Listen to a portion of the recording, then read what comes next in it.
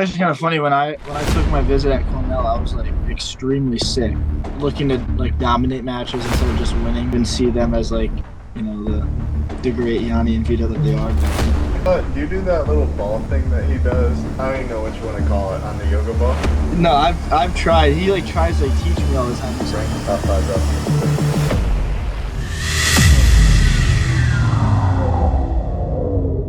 Today we've got one of the top guys in the country joining us. He was a three-time state champion out of Wadsworth High School. He's now wrestling at Cornell University, and he's currently ranked number two in the country at 149 pounds. Jaxon Joy, super happy to great. have you on, man. Yeah, thanks for having me.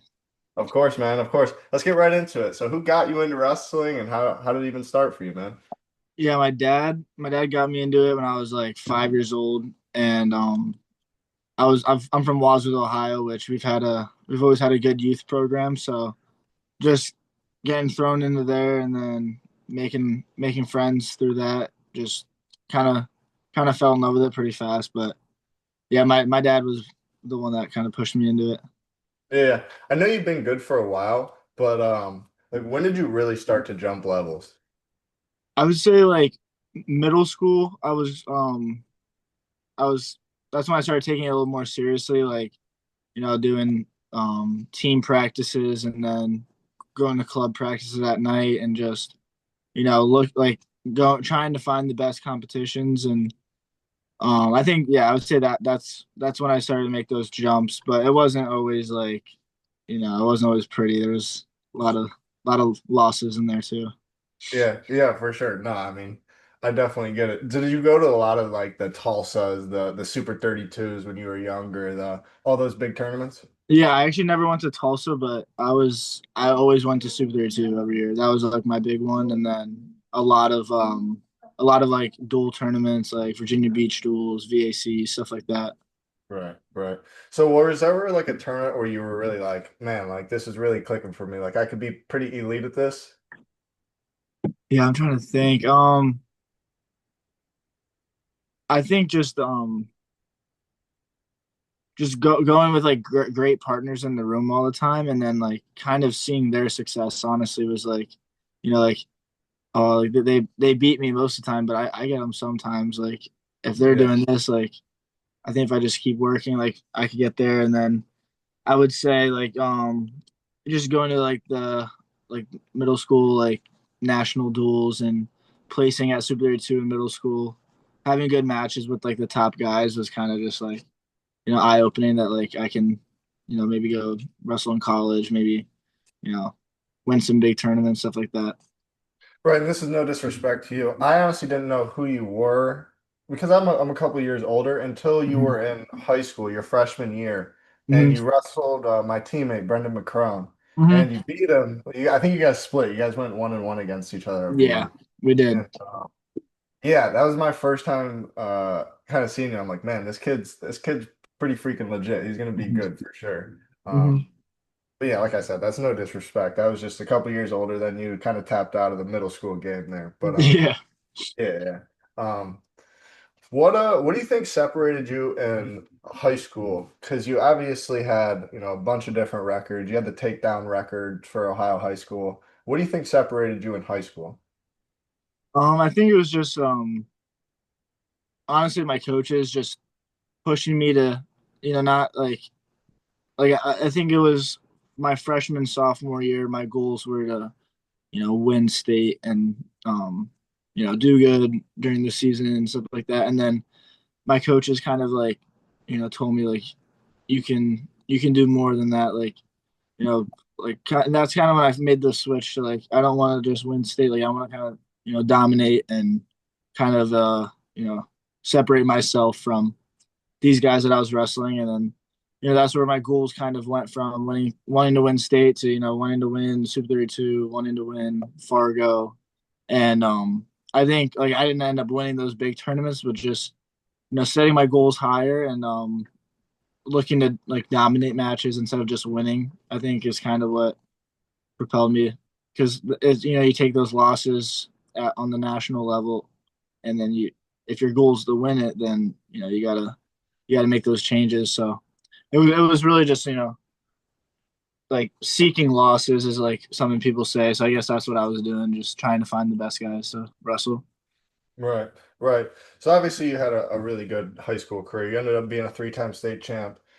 During the recruiting process, what made you choose Cornell specifically over all the other programs? I'm sure you were getting recruited by everyone. Yeah, so it's actually kind of funny when I took my visit at Cornell, I was like extremely sick.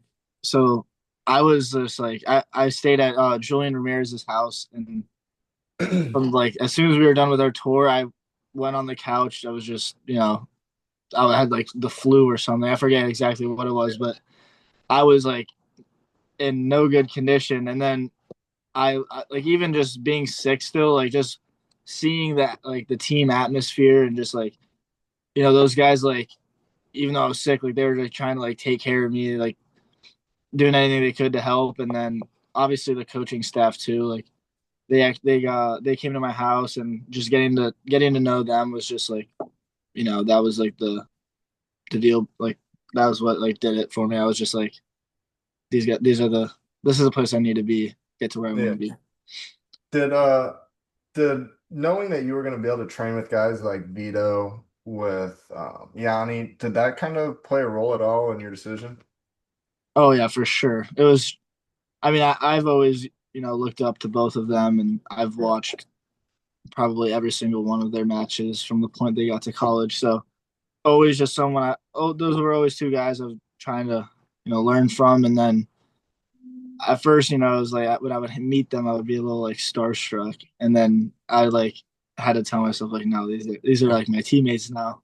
So and Yeah. then now it's we're all friends and stuff, and I don't even see them as like the great Yanni and Vito that they are, but no, learning from them was definitely like one of the biggest gets for me. Yeah.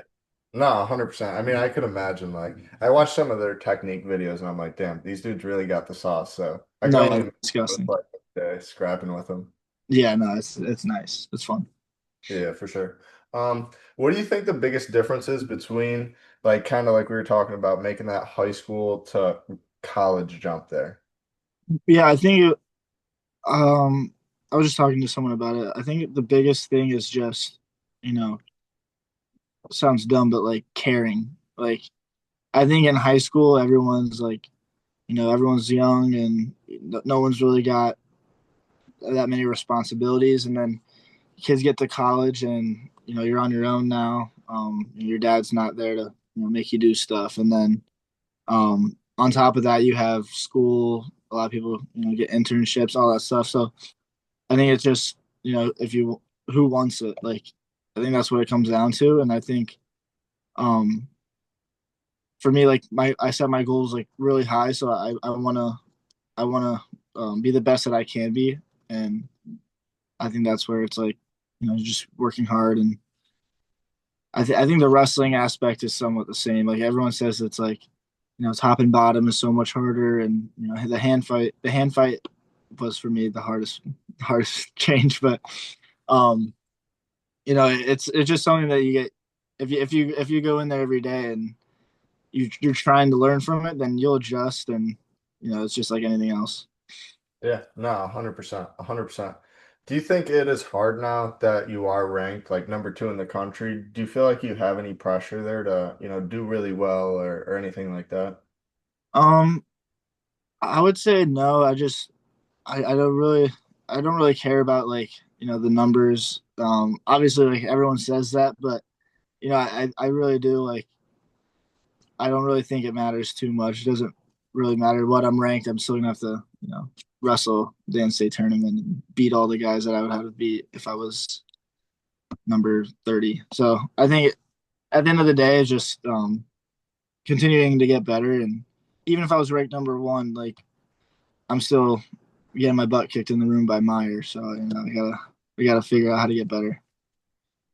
Do you do that little ball thing that he does? I don't even know what you want to call it on the yoga ball. No, I've tried. He like tries like teaching me all the time. He's like, just do this, and then I try and I fall on my face, and then I'm not, this isn't easy. He makes it seem so easy, but it's so No, hard, dude. I've tried so many times. I don't know how he does it.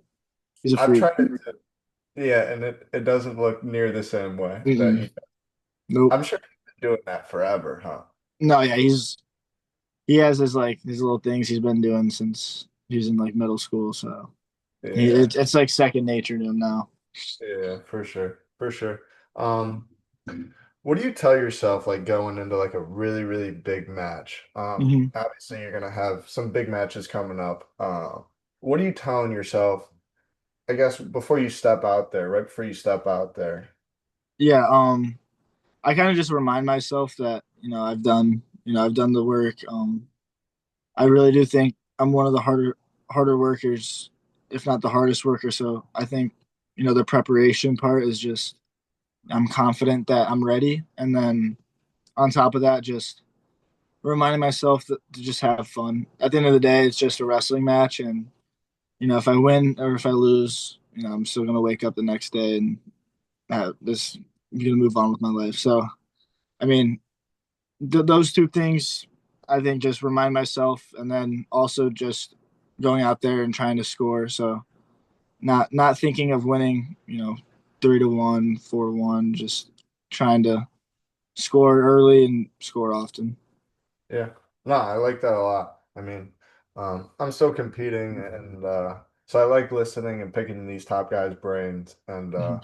hearing you guys' mindset. But that seems like a kind of a common denominator from a lot of you guys is you guys are just trying to go out there, have fun and score points and you kind of Right. have the big perspective in mind of like, yes, I'm gonna go give it my all when I'm out there, like I'm gonna go die for it. But like at the end of the day, it's a wrestling match and the sun's gonna come up tomorrow. Yep. So I like that a lot. But Hmm. you talked a lot about how your game has improved a lot since coming to Cornell. What do you think your biggest thing you've improved since coming there is? Yeah, I think kind of just like taking initiative in the match and dictating the pace and on my feet has been the biggest thing. Wrestling like where I want to wrestle, not letting myself get in situations that I don't want to be in, and then probably like my top wrestling. During my like gray shirt year, I spent a lot of time with Mike Gray and Yanni and Dave, working not just riding but like turns, and I think that kind of has opened up a lot where you can get on top and end a match pretty quickly just by having a couple turns under your arsenal. Yeah. No, we'll definitely get into that in a couple minutes into Hmm. the cradle and some other stuff you got on top. But Hmm. I got two more questions for you. I guess three, because something you just said made me think of it, if you don't mind. Hmm. Have plans to wrestle after college? Yeah, yeah, I want to wrestle.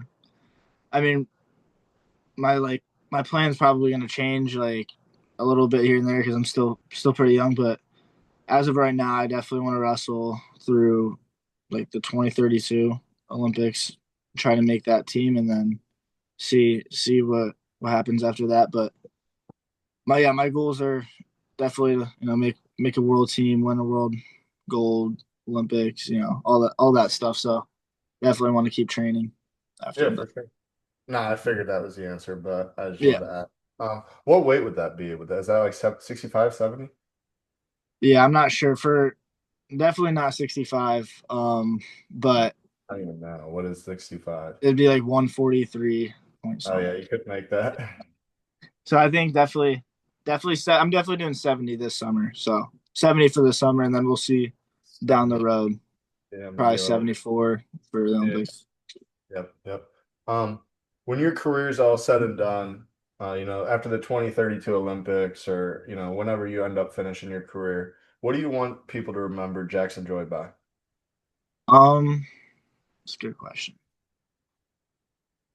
I would say just offensive and fun, just like looking like I hope kids just want to watch me wrestle. Not one of those guys that they kind of fast forward when they watch the tournament back, but definitely just an entertaining wrestler, and then just like hopefully just like a good person too. I feel like that's honestly more important than the wrestling side of it. So hopefully I can be like a good role model to the next generation of wrestlers. 100%. 100%. I like that a lot. Last thing we'll finish it off on the interview here is I want you to rank the top five wrestling states in order. Oh, all right. I'm gonna try not to be biased. So obviously, You Ohio's good. up there, but I think it's definitely, unfortunately, it's Pennsylvania one, and then I'm thinking it's Cali two, and then I'm gonna go Ohio three, Jersey four, and then five. I'm trying to think. Iowa's pretty good. Yeah, we'll go Iowa. Iowa Yeah. five. Dude, it's so funny. I get these comments from these dads on Facebook. Not even Mm-hmm. dads specifically, but like just people on Facebook, and it's like, why didn't you put Iowa in there? Why didn't you put Wisconsin in there? It's Oh yeah, no, it's like bro, like I'm not even making the list, and like sometimes they say like the craziest states. It will be like no. The I don't, thing is I don't like it even want changes every year. Like yeah, I don't even want to put yeah, like a state on blast specifically, but like, dude, they'll just say like the craziest state, and I'll just be like, what are you talking about? yeah, like, Don't even know, like, yeah. but no. Where's Anyways, man, Mississippi? what's that? I said, "Where's Mississippi?" Yeah, dude, just like the craziest stuff. It's like, no, bro, like, just makes me want to talk back. But Yeah, anyway, and well, I really appreciate you coming on, man. That was awesome. And if you're watching the podcast now, look forward to the technique, and we'll get into that in a second here. So thanks for coming on again, man. And yeah, yeah. Thanks for I, having me. of course, man, of course.